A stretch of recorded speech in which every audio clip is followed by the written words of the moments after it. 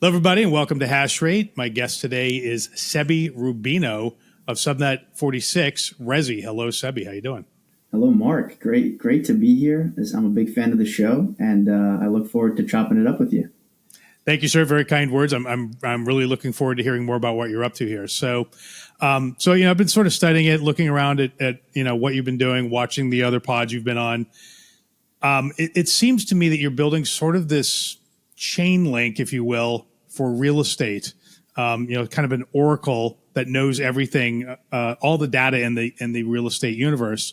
And you're doing this having come out of both real estate and DeFi. You were at Compound for a little bit. So why don't you tell us, let's start with you. Tell us a little bit about your background in both those arenas and what the problem was that you saw that inspired you to start Subnet 46 RESI.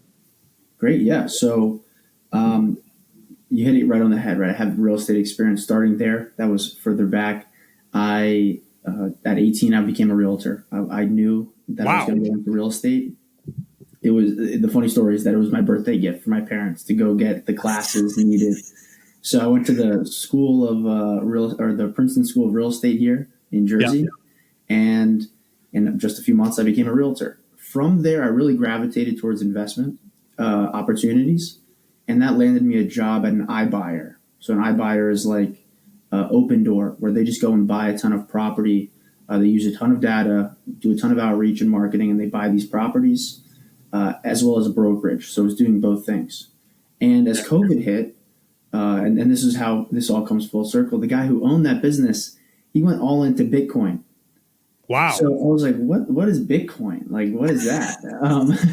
I've heard about it, of course, right, in like 2017 and that whole cycle. But I was like, wow, people just put millions of dollars in Bitcoin. That's crazy. But regardless, I need to make money. I need to get to millions of dollars. So the one thing I knew was how to source real estate investments. So I went and made a software with my buddy, and we worked out of my mom's basement for a few years and ended up exiting a company that did predictive analysis of investment opportunities. So if you're an investor and you need to do business, you need a homeowner who's going to sell their house for a distressed price.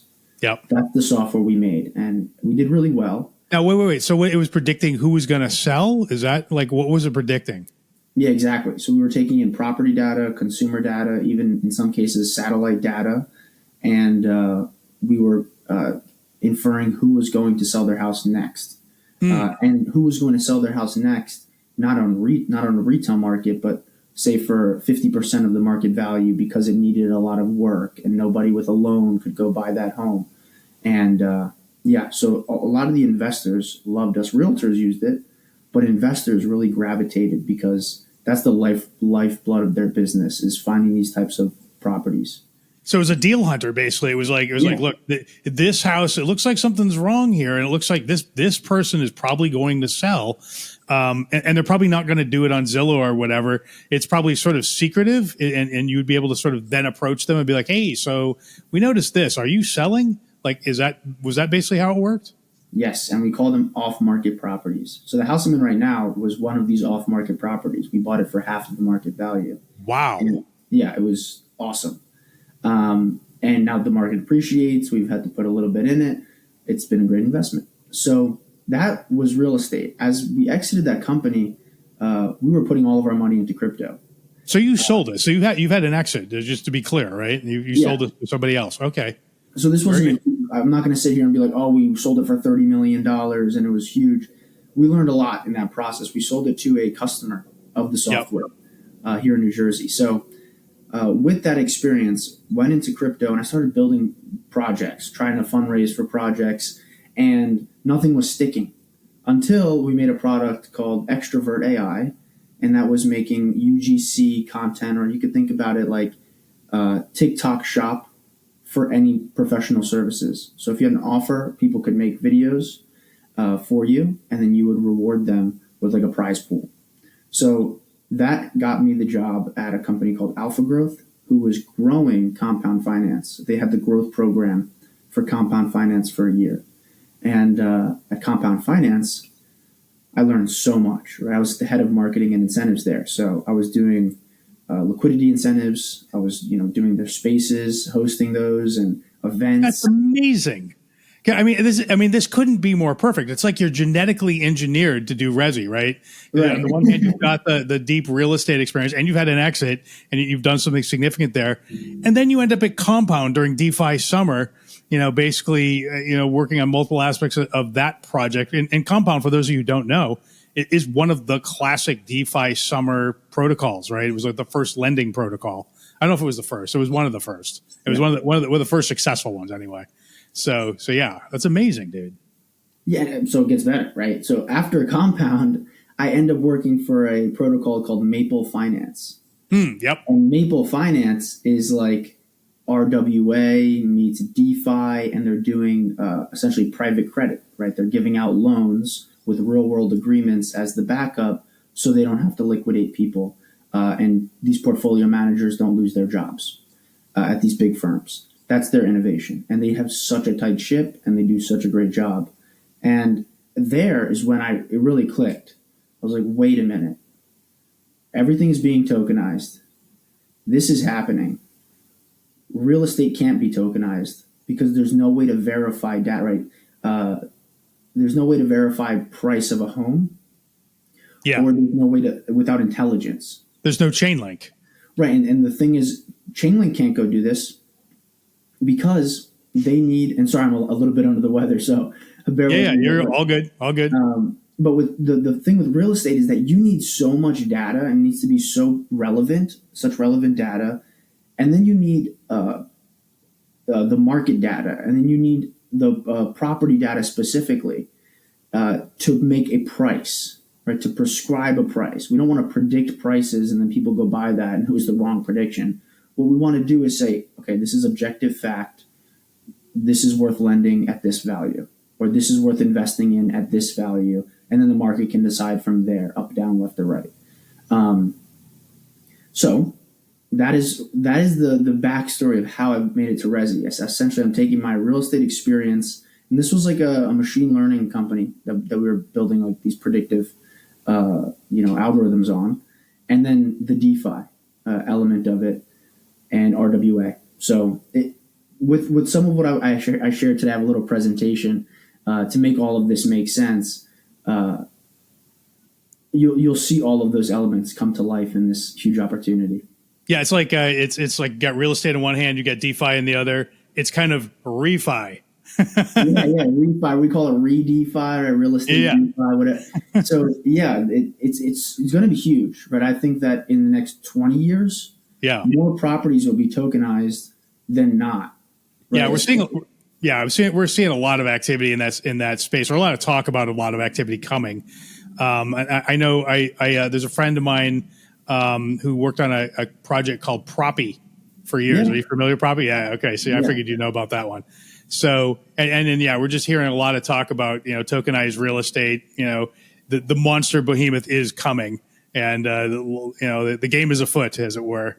So without a doubt, I think you're definitely in a hot space. So anyway, so why don't you have some stuff to show us? And before, I guess before we begin this, what is so the problem, just to restate what I think I heard, is that there is no on-chain authority of what real estate prices for properties in America or even around the world are. So you cannot build these other DeFi primitives, loans, whatever, on top of that information, because that information does not yet exist on chain in any way that smart contracts can consume it, or indeed it is accurate. Is that correct? Or is there more to it? Is that it? Okay. You're exactly correct. And I will give a preface there that we want to be laser focused on one problem, right? We want to focus on that one problem, make the solution, and then branch out because subnets are infrastructure, right? Subnets are digital commodities as infrastructure. And I go into this a bit, but that is our main focus right now. Obviously, we've talked a lot about products on the data side, and we have an investor / advisor who's somebody that can't wait to use data products from us because he hates what's in the market right now. But our main focus is this Oracle idea. So I'm going to share my screen. Okay. So yes, we talked about this. We are the real estate oracle. It's also only 7 slides. I didn't come here with 30 pages. Thank you. Thank you for that. We appreciate that. We've kind of gone over this, right? The future is tokenized. You have, Vlad from Robinhood and Larry Fink from BlackRock talking about what this future looks like. And we've seen an explosion. I didn't put stablecoins in this chart because stablecoins are like $250 billion worth of value, right? And it makes all of these look like they don't even exist. So we have, private credit, treasuries, commodities, private equity. There are a ton more like stocks that are, public equities that are being tokenized. And they're being tokenized for good reason. But real estate can't partake in this. So the problem, and kind of going into the last thing that you said, it's like, okay, why do you exist? Why does this oracle thing matter? And the fact is that real estate tokenization lags behind because there's that lack of on-chain data. But what is the use of data, right? Data is kind of like an extremely broad term, right? Data could mean anything, right? Data could mean the file of this video. But to keep it simple, when you buy property, I buy property, a massive investor buys property, they do it in 3 steps. You go and you see the property, or you have an associate go out to the property and see it. You have a third party verify the value of that property, whether you need a mortgage for that or whether you need to justify taking money and spending it on this property. And this is done in an appraisal and inspection. And then you purchase that property, right? Then everybody comes together at the closing table. They verify the value of it, and that's a deal. Yeah. What we have today in the tokenized, real estate on-chain world is a property.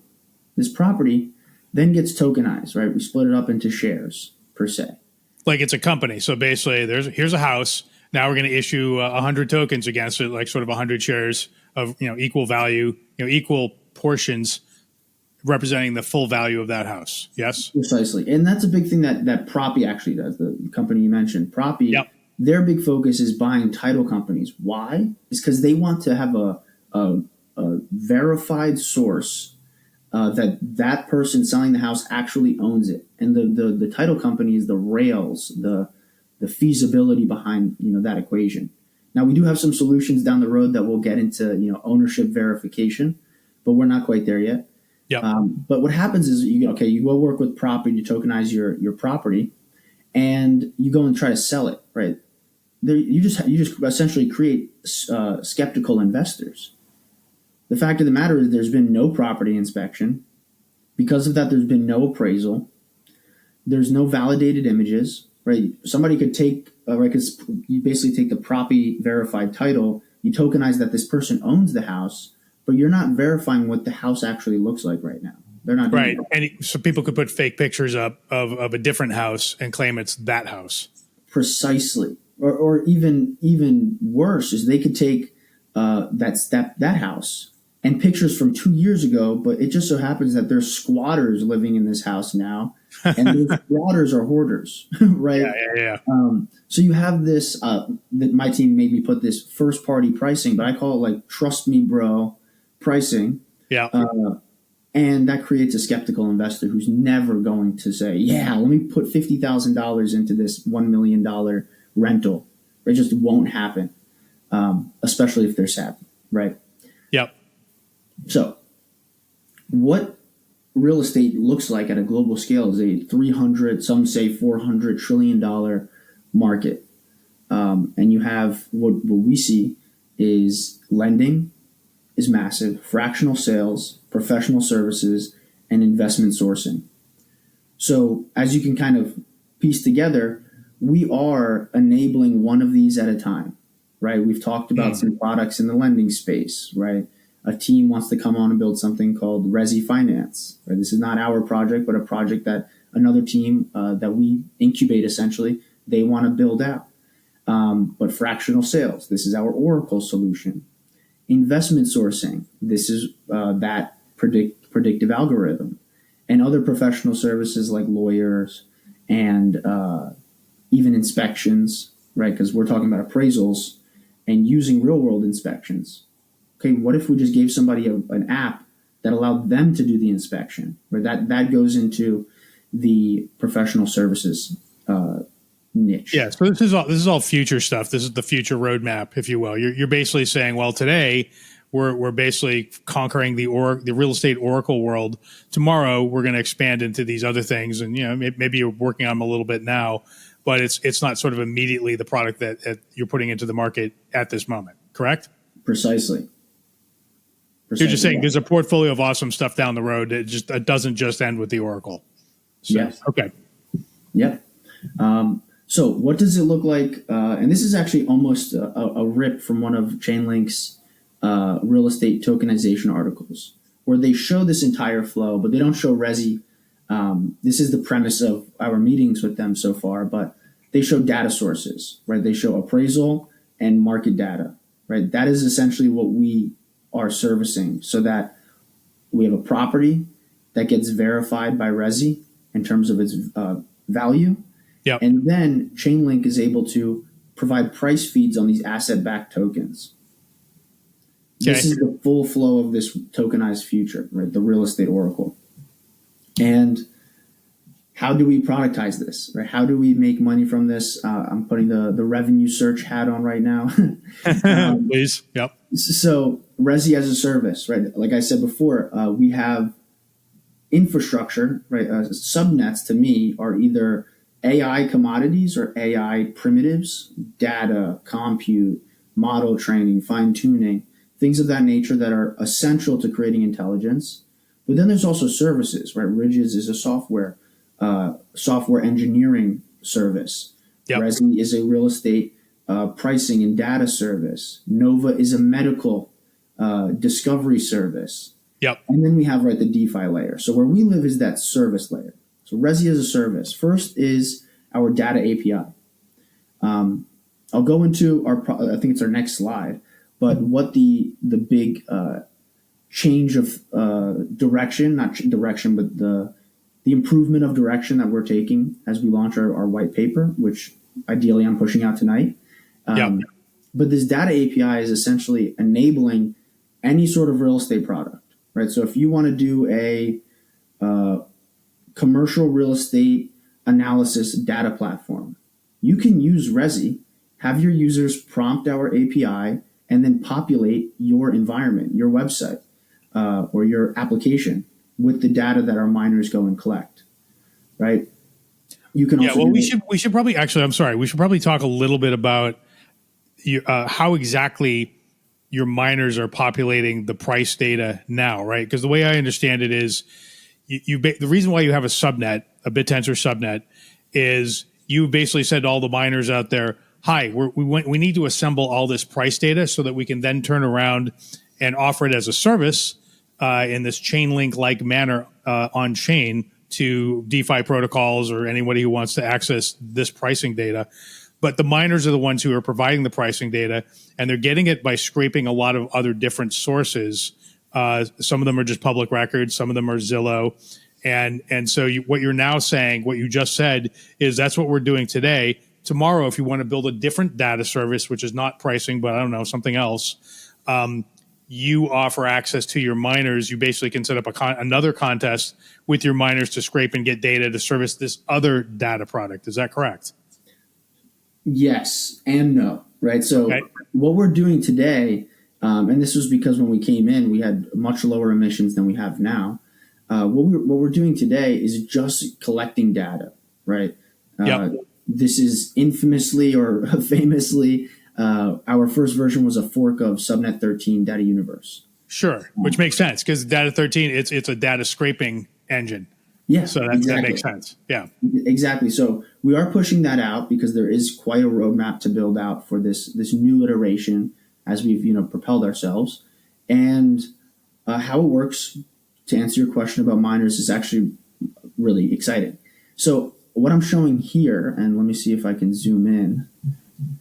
I can't zoom in, but what's happening here is there's a prompt, right? Yep. You can see what's the average price of a home in Nashville.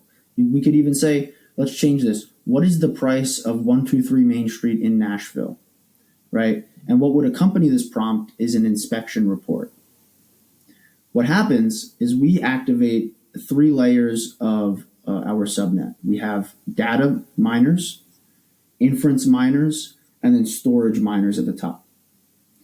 The validators parse that request and say, hey, well, we need to know this property's price. Go get the comps, or like the comparative analysis of that area, of the few block radius that we need, and the data miners get it instantly. The inference miners, they take in that data as well as the inspection provided by the user. Right? Our whole point is to force fractionalized homeowners, or hoping to be fractionalized homeowners, to get a real-world inspection. As they get that real-world inspection by a certified individual, the inference layer, the second layer, can now take in this market data and an inspection and create an appraisal. So they're all competing to provide the best price, and then the group that is providing it first and in the tightest, basically consensus, I think we have like the smallest deviation from each other, that's creating a consensus, which we go more in depth in our white paper.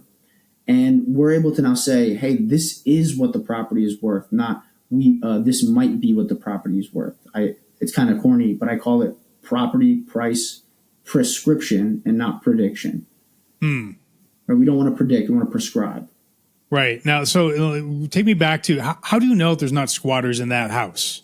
Like, how can an online oracle know what's going on in meat space in the real world?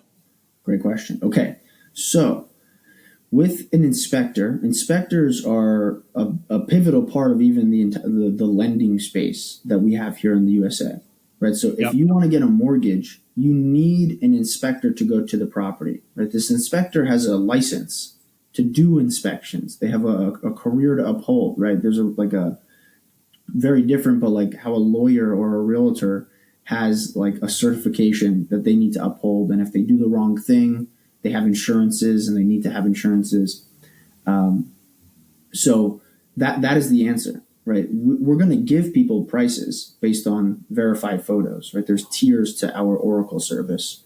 One is verify photos, verify that they're up to date, and verify that they're not made by AI. And then we put the market data against that, and you have a price. That is like a C grade confidence. Yep. But then the A grade confidence and A plus would be, let's take a real world inspection and this market data, push it together, and now we have this price. And then the only way it gets better is if you put a human on top of that. Okay, now we've actually contracted an appraiser, and they are actually verifying that, yeah, this is the price that is correct. And now how does the inspector get sent to the house, and how does the appraiser get engaged from your system? Is that done while the data is being collected? I mean, I guess that would be enormous, so probably not. This process is kicked off when there's a request that comes in. Is it the second one? I'm trying to figure out at what point the humans get involved. So this is all happening on these fractionalized real estate protocols. In the beginning, we're promising our users that we're going to get on the phone and call an inspection company that is local to that property that is being requested. Yep. And then we're going to field that inspection report. So that's why you see the high pricing of like, okay, there's a $300 to a $1,000 upfront cost to use RESI, because that's majority of that is going into because you have to send the human. Okay, got it. Right. So the time frame for this is like I come to RESI as a customer, I make my request, and already the sort of automated pricing Oracle has some idea of kind of what the price is, but it's, the humans haven't gotten involved yet, so we don't know whether they're squatters or not. So over a period of, I don't know, a week, maybe a couple days, you actually, once the request comes in, you'll send humans out to actually complete the loop and make sure there's no squatters in there and that the pictures are accurate via hiring an inspector and or an appraiser. Is that correct? Right. And that's the closest thing that we are to launching. And that's what our whole white paper is about. I'll go one step further and say, we don't actually always need this inspector. Just like we're using intelligence, right, artificial intelligence to do the appraisal, what we can do is put an application in the hand of a homeowner and say, here, take a video. And we'll give them instructions, say in the top right or top left of the screen, and say, okay, go outside and then do a 360 of the house. Yeah. Okay, now go inside and go to the kitchen. Go under the sink, right? Go to the boiler. Do all of these steps, and you're essentially doing an inspection. Okay. Please continue. Or is this the last slide? This is it. This was the very simple, right? What I could point out here on this slide is we have our data API, because in this system you can just ask it for data, right? And then there's no inference needed, and then it is stored and given to you. The property appraisal we've been through, and then AI infrastructure. So if you want to save on either of these products, you can either opt into our tiered alpha staking. So stake 10,000 alpha tokens, and you are going to get a 20% discount on pricing. Launch on our RESI chain that we plan on building out, and that is use alpha as gas, and you will get additional savings. And then another one is LP with our token.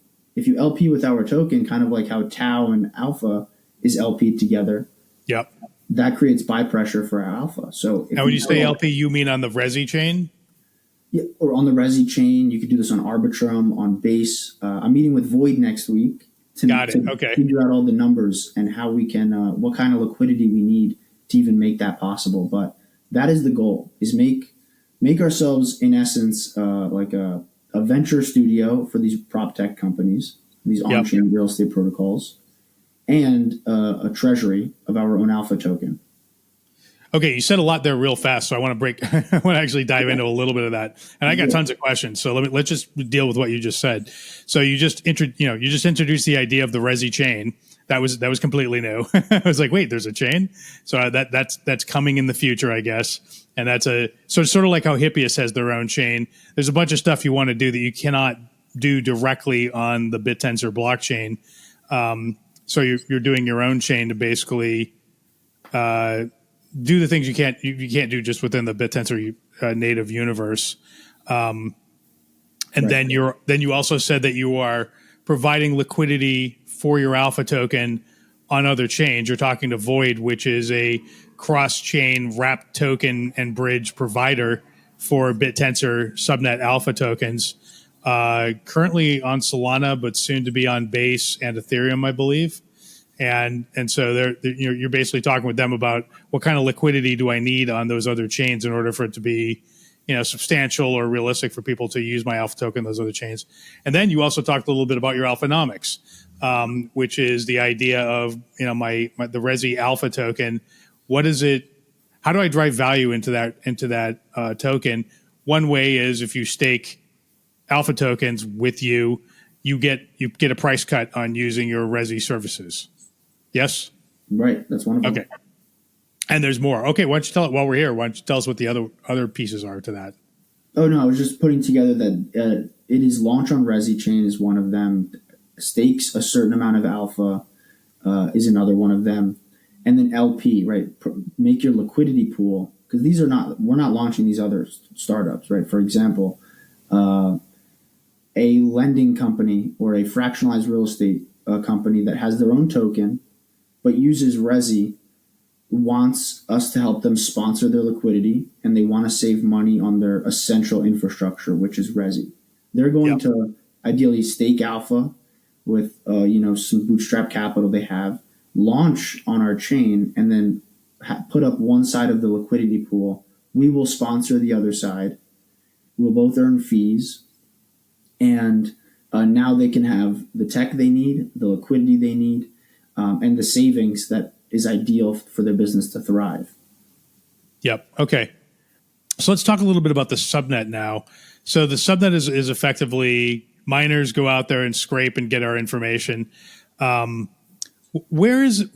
can't I just go to Zillow and get pricing, that I need right now? Like, that's what I'm just listening to this going, well, what I would do is I just go to Zillow, right? And just go look there. Why do I need you? Is it because Zillow's not on chain? Like, what's the sort of magic here? Well, that's one of the reasons, right? Zillow's not on chain. That's one. Yep. Two is that Zillow provides something called a Zestimate. Yes. Right? That Zestimate is wrong. Let's just say Okay. that. This estimate is very wrong because it's not taking into account property condition. Right? You could have a very disheveled area that is just, in the dumps, and because it just happens to be in a specific county and those houses are a certain size, the numbers are way off, right? So our whole point with this appraisal engine is that one, it's on chain, but two, one size doesn't fit all, right? A pricing engine doesn't fit everywhere in the country. But when you can make that pricing engine specific to not even a zip code, but like a 2, 3, 4 block radius, now things start to make a lot of sense. And people can trust it. That makes sense. And now, are there other? No, and you know this because you used to be a real estate guy, so you tried this. We went to Zestimate. You went, oh, that's completely wrong. I can't use that. That happened a lot to you. Is there anyone who sells accurate data to real estate professionals right now? Yeah, so there are a bunch of companies. There's companies that there's a big company. Let's just say this: the infrastructure level data is called Atom Data. In fact, one of our advisors was their chief data officer for 18 years. Right, so this is someone who deeply understands the game. And Atom Data is in the business of providing property, mortgage, county assessor data. Right, what are the tax situation of this home? And they sell it to platforms. But then they limit these platforms, and they kind of play like this inside baseball. It's quite a dirty game where they're just like acquiring companies. But then there's a horrifying story of this great real estate entrepreneur. He made a data product. He built it on top of Atom Data, and then they shut down his service. And they shut down his service, and his competitor bought him up for peanuts from what he was worth. So yeah, they do some crazy stuff that I can't get behind, and that's why we're going the full open source route. Got it. Yeah, and I've seen this world a little bit myself. So there was a moment in history, compu history, if you will, long time ago, kind of 2000-ish, I think. No, it was actually more like 2005 or so, where I was working with a friend of mine on a project that didn't go anywhere. But basically, it was a open MLS, multiple listing service, and so I didn't know anything about real estate. And basically, what he told me is like the MLS is very sort of, it's like the mafia, right? Like it's sort of like or a boss hog, run town, right? Where it's not illegal for you to make a competitor, but if you do, or like taxis, right? Like it's extremely protected and sort of dirty and insidery, and they're very much on the lookout for anybody who creates a competing product, and they seek to squash and kill them, and largely succeed at it through a variety of tactics. Right, it's sort of an unsavory world, but people always wonder like, why has real estate not been disrupted, right? And it's because of things, this kind of vibe and this way of sort of Jimmy Hoffa kind of operations, right? It's got that kind of vibe to it.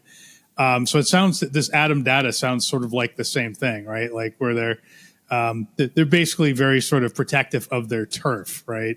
Oh, this would be a shame if something happened to their company you built on top of our data. You know what I'm saying? Like it's got that kind of vibe to it, right? Yeah, exactly. That's a hilarious way to think about it, but it's extremely true. Yeah.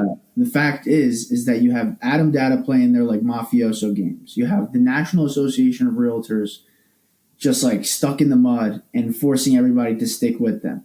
Then you have the MLS that is this fractured database. And there's no benefit to posting, right? Because, I mean, you could just post it to Zillow, and right, you're going to get the same amount of, you're going to sell the house, right? Right. Other realtors are going to see it. They're going to bring their buyers. So that's starting to happen, right? Zillow's starting to poke at the MLS. Really? Okay, yeah. Is like, okay, everyone's asking themselves, what is this like breakout moment for real estate? Like, how do we go down with the MLS and make it so that there's an open database? You don't have to even pay to have access to it. And Zillow's very far from that. What Zillow is a for-profit company, right? They're not an open source, on-chain, type of venture. What we see as the benefit is who's going to do more for the realtor, right? Or who's going to do more for the homeowner it's the same question. realistically. Yep. And it's going to be the platform that says, you know what? You can actually list it on Zillow. Do whatever the hell you want. And we are actually going to field that data, right? You can list it on Realtor.com. We're going to field that data as well. You can list it just on the MLS. We're still going to get that data. And then we're going to offer it up as a fractionalized opportunity. We're going to offer, we're going to do marketing for buyers to get loans. These on-chain loans actually don't hit credit, right? They don't hit your credit profile. So anybody can buy an asset, a real estate asset, and it doesn't have to affect their credit, right? Like an Aave, like if you went to Aave and you basically took out a loan on Aave, the credit history has no idea that is you. They don't know that's your wallet, right? So it's a decentralized loan. That's what you're saying? Yeah, and it's completely backed by real value, and it's over-collateralized lending. Yep. But for homeowners and instead of Bitcoin holders, right? So you're talking about what you're going to do down the road. Now you're talking again about the sort of future roadmap, yes? Yeah, and the idea is that if we have other products built on us, we can essentially unify all of them together to say, all right, this new data came in. Let's offer them a loan. This new data came in. Let's offer them, we'll buy it cash because it's in a distressed manner. And we have this network of intelligence, right? The whole RESI stands for Real Estate Superintelligence for a reason. I did not know that. Okay, so that's what it stands for, Real Estate Superintelligence. I like that. That's great. Yeah, it's a little cheesy, right? No, I love it. So as we collect all this information, the end result is that we will be the company that provides the best user experience to somebody looking to buy or sell a house. Yeah, it's not just through us; it is through us providing infrastructure and the constellation of applications on top of that infrastructure. Okay, let me ask you. So with the miners, you get this is running right now. Your subnet is running, and it's amassing. Is that correct? Your subnet is up and running, right? Yeah. So we're just actually about to go live this week. You're about to go live. Okay. Sorry, my mistake. And it's a second iteration. I will make a disclaimer because our miners are quite particular. It's the second iteration of the data scraping. What also is coming out this week is the white paper that shows this vision of multi-layered mining to make this really robust system. But continue, sorry. Okay, so you're about to fire your miners up, and I guess it's like a second run, but whatever. That was the test run. Now this is like the real run. Is sort of what it feels like to me. Yeah. So here you go. Miners, rev up your engines, go out there and scrape, and you're only doing it for U.S. properties, is my understanding, not the world. So just U.S. to begin with. And how long will it take you to amass the entire corpus of pricing data for the United States? Like, when will this be done? My goal is that by the end of the year, we'll be done with by the end of November, ideally, we'll be done with all of the sold properties in the last 3 years. Okay. It's kind of like the low-hanging fruit. If we need to know what's sold, if we want to do pricing of property, we need to know what's sold. We don't need to know what's for sale. We don't need to know what's not for sale. But yeah, so we're starting there. Then by the end of the year, we should have a great deal of the for sale properties done. And by the end of Q1, we'll have every property in the country done. Okay, so end of Q1 basically is when you have 100% of, that's when you have 100% of information, but you're going to kind of step into it over the next several months or so. That seems reasonable to me. And so the miners will be mining this data for you. Now, they're scraping from a lot of different sources, including Zillow is one of the things I read. Doesn't Zillow have a problem with that, or are they okay with that? Yeah, so the case law or the precedent that's been set here in the States is that you can scrape data, right? This is kind of as well the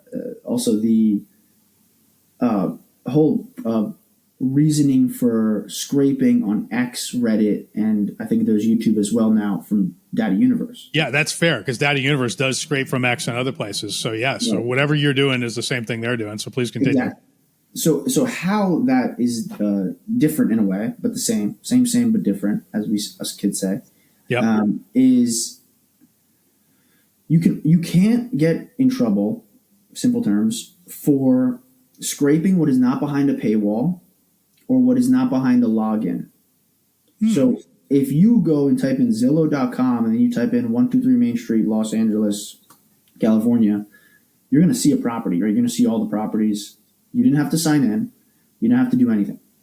So that is the specific reason why we're able to do this. And same for Data universe.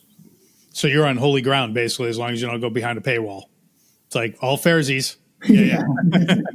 Yeah. No. Okay. Great. I actually did not know that. So that explains why Data Universe can exist. I did wonder about that a little bit. I knew there was some reason, but I didn't understand that specific reason. So good to know that. Yeah. The alternative is no AI exists. Right. That's the word. That's the worst case scenario. We don't want to live in that world. Right. Okay. So when you offer your Oracle on chain, which chain are we talking about? Any chain that Chainlink offers. So that's our we're in a due diligence phase or with Chainlink to offer this to all of the protocols that already work with Chainlink. So you're going to actually go through Chainlink's Oracle service? Yes. Correct. Oh, okay. I did not know that. Okay, good to know that. There's also other ones, right? You have Pith, you have Redstone, you have API 3, you have UMA. And there's many different applications, right? There's applications for like fractionalized real estate or fractionalized lending, but then there's also prediction markets. How do we make it so that these massive lending companies can hedge their investments in San Francisco? How you do that is you say, what's the average price of a 3-bed, 2-bath home in San Francisco? And if that goes down a ton and you make a lot of money on the prediction market, on the other side, you don't lose any money. Okay. So let's talk about how you make revenue. So sorry to put my Siam hat on for just a moment, but got to do it at some point, right? So, so who is I guess your customer are the same people that are currently buying data from Atom, right? They're mostly real estate people, I guess. Is that correct? And then what does that look like in terms of like the TAM? What is the total addressable market, and how fast and how much of it do you think you can move you can take away? Yeah. So little distinction is that no one really buys data from Atom unless they're a company, right? So then these companies take that data, they package it up. So Atom Data and it's the one other company, Cotality, they make over $1 billion a year. That's the information I was able to find. So that's that on the data side. There's tons of money to make on the data side, and it's a very closed game. On the Oracle side, these are services that mortgage companies pay for. These are services that brokerages pay for. I would have to do some math on the national, demand for appraisals and inspections. But it is in the multiple billions. The big one that stands out to us, right, and this is why I share the big vision of if we can provide the best service to the homeowner or home buyer, the big capture points are realtors, investors, and lenders. Let's stick with realtors and investors, though. Realtors make $109 billion per year in commission. That is amazing to me. Like I just that alone blows my mind. I got to be honest. Many times I've thought like, why the F does this entire world exist? It's just middlemen. We have the internet. The internet gets rid of middlemen. Why don't people just list their properties and sell them to each other directly? Right. And for whatever reason, that just never takes. I thought maybe Craigslist was going to solve that. But like at every single turn, it just doesn't happen. And I don't know why. And it might be just that the process of selling a home, it just requires somebody to hold your hand because it's so overly complex and there's so much emotion involved that just it needs human mediation. And that's the reason. But what is the reason? The reason is because there's like the National Association of Realtors it has their finger on everything. And also Zillow there's also distinctions like for sale by owner versus MLS listed. Right? So there's like a stigma about being a for sale by owner that somebody's going to get a bad deal. But that's because there's no pricing engine. Right? So if you can have a place where you as a homeowner can say, sell to this group of people who want to buy properties. Yeah. That is like the kickstart moment, right? If if RESI can have an interface, a front end that says, hey, we have, $1 billion worth of buy side for real estate, homeowners are going to list their home into that all the time. And we essentially become like an open door, like an iBuyer, but through our technology, just connecting our builders with our, buyers and sellers. So 109 billion, you said 109 billion goes to real. That's insane. That's an insane amount of middleman per year. Yeah, just that's in the crazy. USA. That's it. This is not global numbers. This is just in the USA. The next number is investors. Investors make another, let's say, 40 or 41. Let's make it, even math. $150 billion in total across the two, realtors and investors. And this is single family investors, right? Developers make bongo bucks, to put it lightly. And that is not something that we're quite going after yet. So I leave it out. And then you have things like lawyers, right? Lawyers make another $20 billion a year in real estate.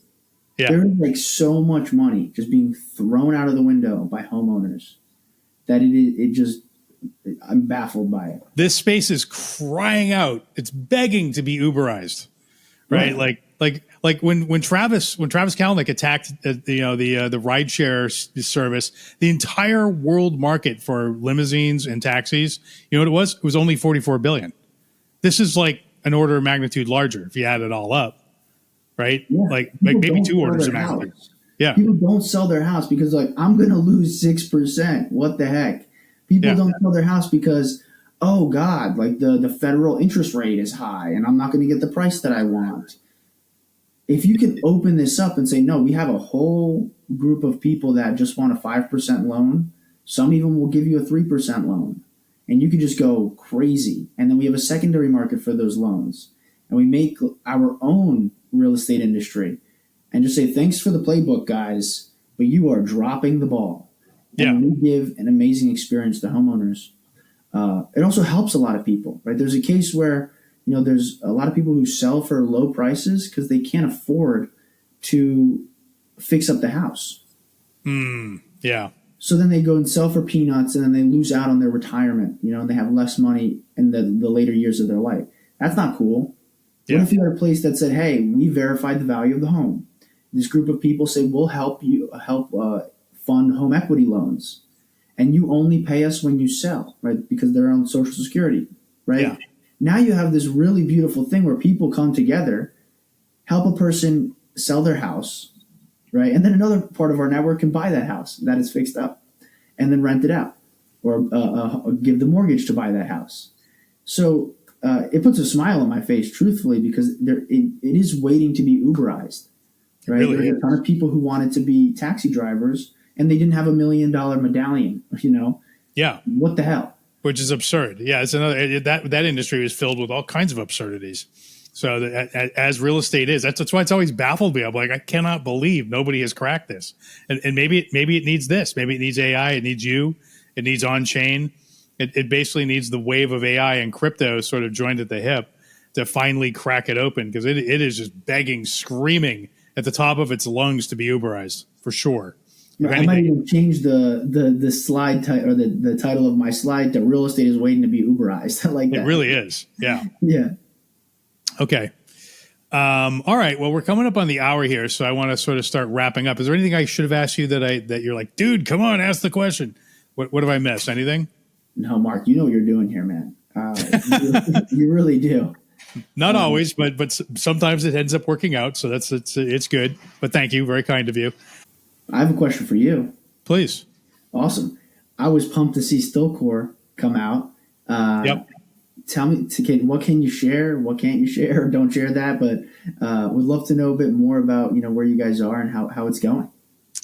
Yeah. So I mean, we did do a Ventura podcast episode. That was sort of the one where there was like our coming out party. Right. For those who don't know, it's a new BitTensor Tau fund focused on subnets. So it's one part holding Tau and one part holding subnets. And Jason Calacanis, Rob Greer are my partners. And we've basically existed, sort of been out of the closet for about 3.5 weeks now. So sort of phase one of our existence is raising money. right? So we couldn't do the raise until we sort of came out of the closet. So we've only been raising for about 3.5 weeks. It's going well. I don't want to announce any numbers yet, other than to repeat what we have announced, which is we're targeting a $25 million raise. We want to start off sort of inching into subnets, think something like 80% Tau, 20% subnets. Ultimately, once I sort of feel better about some of the risks, I want to be like 50-50 subnets, 50% in Tau, and sort of moving back and forth between the two. And it'll be largely buy and hold kind of thing. I don't want to be, we're not going to be trading subnets actively. We'll be more like venture capitalists looking for up and coming new subnets, but ones that look kind of like blue chips, and investing in them as early as we can identify them. A great example would be Ridges, right? That's a fairly, I think, low risk investment. And I basically, with my own stack, started investing in it when it was 10 million. It's up around 100 million right now. So that would have been a 10x, right? And we all think Ridges could potentially go the distance. No subnet has yet crossed the chasm, but we all believe that one will soon, and once one does, another one, and then another one will. I think there's like maybe 10 or 20 that could. Altucher just yesterday said he thinks there's like 10 or 20 that could be worth 20 billion. I think he's right. I think that's actually the correct way to look at this, and those are the correct numbers. So, wow. Well, I'm pumped to see it come more to fruition, and I think you're gonna do great. You have your finger on the pulse of BitTensor, and it's cool to watch your show. It's cool. Thank you, Seby. It was great to have you on. So thank you for taking the time to come on. So any websites or any Twitter handles you want to plug before we go? Yeah. RESILabs.ai. That is where you're going to be able to see that demo of that product. Essentially, you'll be able to see the environment, join our wait list as it comes live. You'll be the first to know.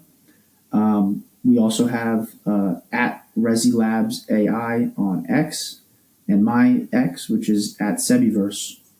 And those are all the places where we give updates, where we have our product our product lives on RESI Labs AI, and then our updates happen on X. And then Discord, right? Show up to the channel, see what's up. The BitTensor Discord channel or server, and then the RESI channel. So there's a lot of touch points that we have, and we hope to see you guys who are watching, and yourself as well, Mark, around town, right? Absolutely. All right, Seby, thank you for coming on the show. My name is Mark Jeffrey. This has been Hash Rate. We'll see you all next time.